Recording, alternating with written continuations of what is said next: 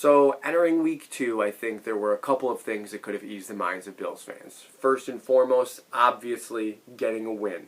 Getting in the win column, getting to 1-1, forgetting about what happened in the home opener against the Steelers. Because although it is early, far too early for a team to really separate itself from the pack, the AFC has become this chunk pack through 2 weeks. There are 11 1-1 teams. The only 2 undefeated teams are Denver and Vegas, just like everyone thought. And you don't want to fall too far behind that.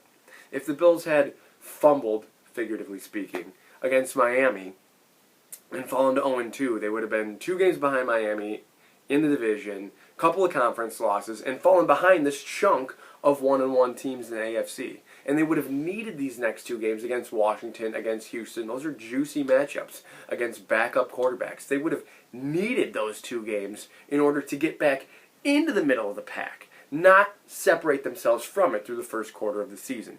Fortunately, they beat Miami 35-0, and now they have the opportunity over the next couple of weeks at home against backup quarterbacks to try to create some separation in the division through the first quarter of the season. Anyway, the other thing that Bills fans would have liked to see is dynamic offense. Lots of yards, lots of first downs, lots of completions, just Allen, Diggs, Beasley running up the stat sheet, running up the score. And we got one of those things, the score. The Bills won 35-0, but I think a lot of fans are just kind of still hesitant because they haven't seen the offense from last season, from that second half of last season. The offense really hasn't been as dynamic as we have been accustomed to since the end of last year, since week 17, I would say, against Miami, actually.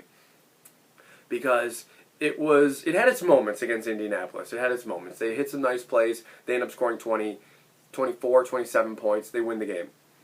It wasn't really there against Baltimore. That was a nice defensive effort, and then we all witnessed what happened against Kansas City. Week 1 against Pittsburgh, not a whole lot of offense, but still really solid on defense. Week 2 against Miami, 35 points, and you kind of wonder how they did it because it didn't seem like they were moving the ball that well.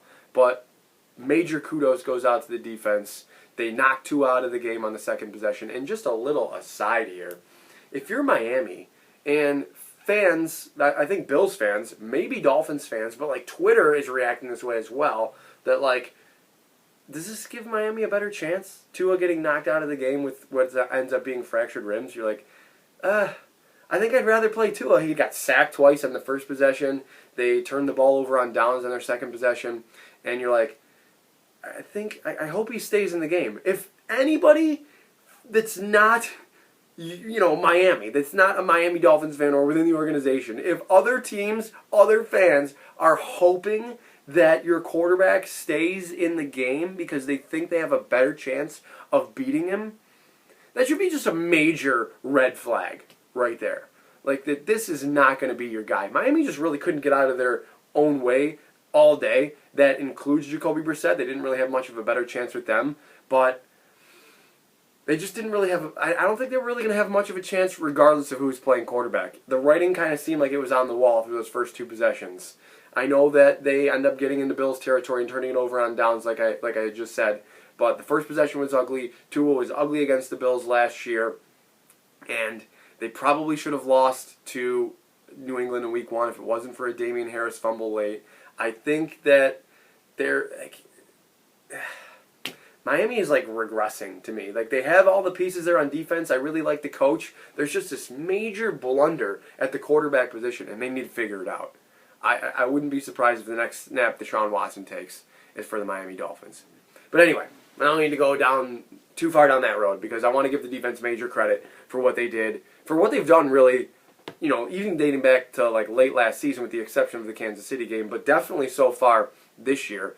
They have held down Pittsburgh. They clamped Miami, completely clamped Miami. Like I said, Tua knocked out after completing just 1 of 4 passes. Brissett goes in, attempts 40 passes, gets just 169 yards. A terrible pick from, a terrible pick to Levi Wallace in the red zone. There was 6 sacks, a couple of 3 turnovers. In the first half there, that game was just going back and forth with who wants it? You want it? Here. I think, what is there, turnovers on 3 straight possessions or something like that? The Bills might have had 2, the Dolphins had 1. Might have even been 4. I think there might have been 5 total turnovers in the first half between both teams.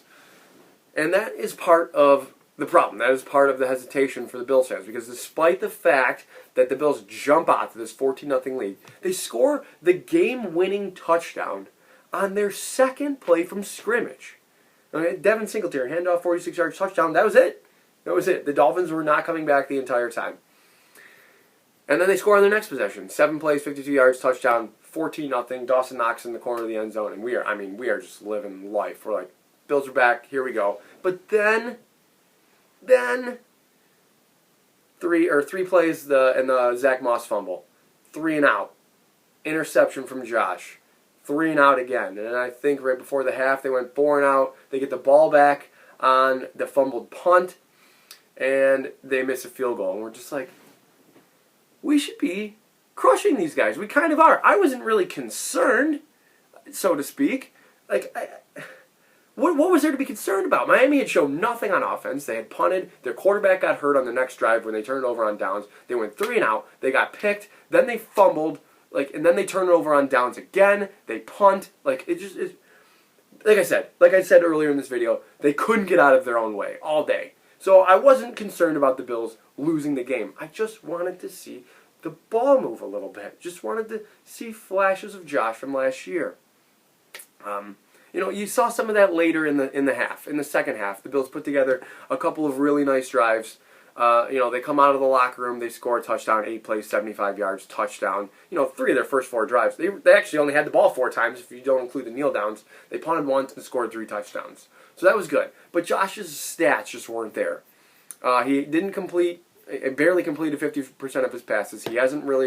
He's completed less than 60% in both games. He's near the bottom of the league in completion percentage, but just 17 of 33 for 179, 2 touchdowns. The pick was kind of ugly, and then rushes for 35 yards. So that screams 2019 Josh to me. And you just gave Josh $250 million, $250 million. You want to see what you gave him that money for. You gave him that money for what he did last year. You want to see that again.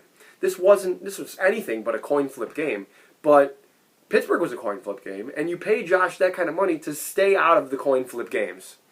And I don't want to blame him for anything, really, that happened against Miami. They won by 35 points. Okay, they didn't have to be great, but the situation will arise where he has to be great. And I think one of the things about Josh, and this is not really like a criticism of him, I guess. It's more of a criticism of like this belief around him that he's so good late in games. Like, when?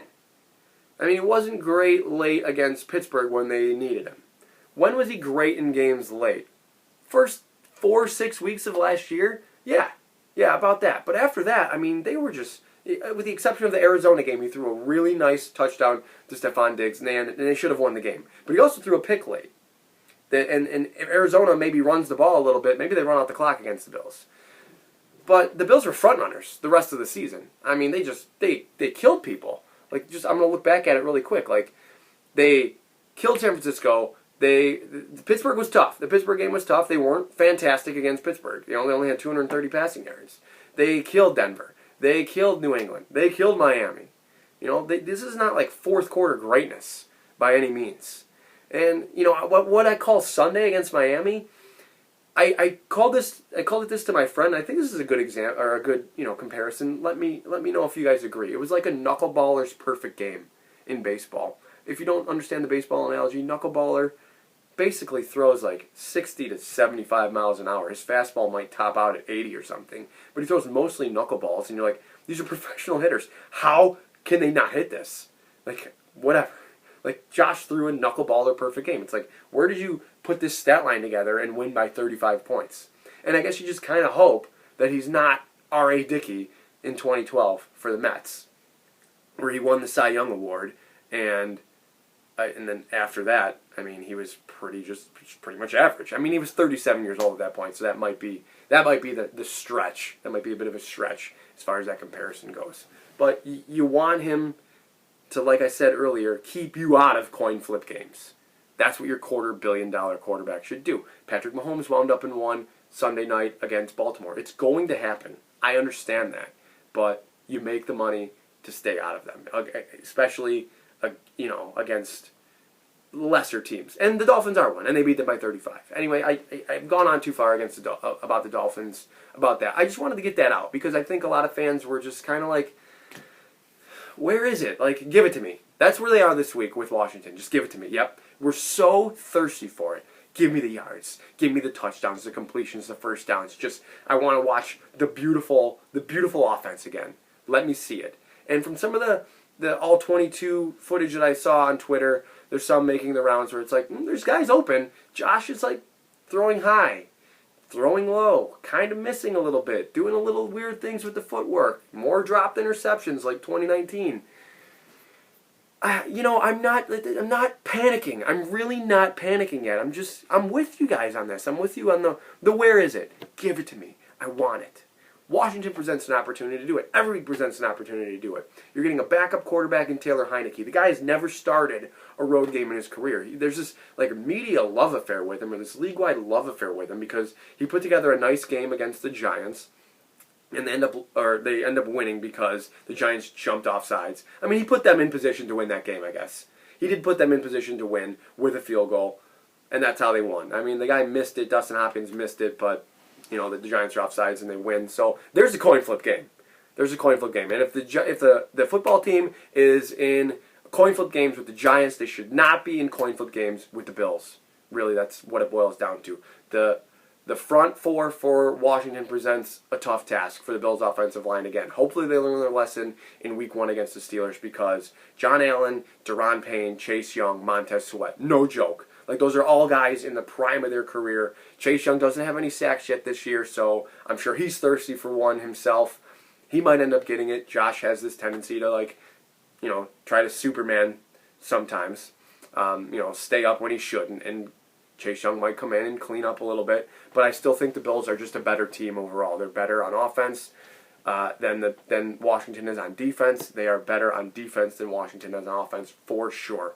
Don't love Heineke coming to Buffalo, starting his first career road game against the Bills defense, who just shut out Miami on the road. I think that despite having some really nice weapons in Antonio Gibson and Terry McLaurin, the Bills are I don't want to say better coached, because Ron Rivera coached Sean McDermott. So there's some familiarity there. I'm sure that will come into play. There will be some type of mind game there maybe between Rivera and McDermott, because they both know what they each like to run defensively. But their Bills are more talented. I guess the talent wins out. Even if the game ends up being close for the first half. Remember, the Bills played them in 2019. I think it was close for the first half. And Dwayne Haskins was the quarterback, but eventually talent just won out, and the Bills won the game by 17 points or something to that effect. But I would expect something similar to happen on Sunday. The Bills are 6.5-point favorites. I don't love the Washington secondary. If they're letting Darius Slayton get behind them, he scored a touchdown, should have had 2 touchdowns. Daniel Jones put together a 2019 Josh Allen game. Okay, he was 22 of 32 or something like that. Hold on, I have it right here. 22 of 32, 249 and a touchdown, 9 for 95 rushing and another touchdown. That's a Josh Allen game.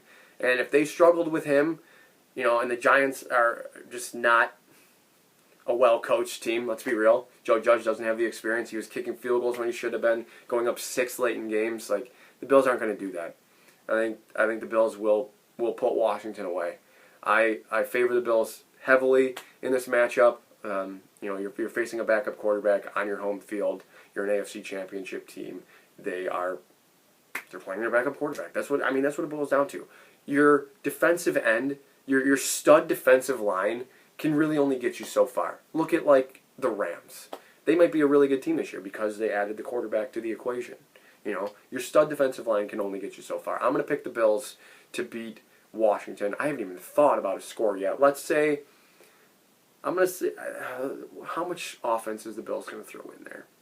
I don't love Kendall Fuller. The Bills, Kendall Fuller's a nice player. If you came this far in the video, Washington fans, I like Kendall Fuller. But the Bills abused Bobby McCain last year. William Jackson, interchangeable player. Anyway, guys, I'm going to pick the Bills over Washington. 27-17, Bills. All right, guys, hit me up on Twitter. My Twitter handle and YouTube username are the same. Enjoy your weekend. As always, above all else, go Bills.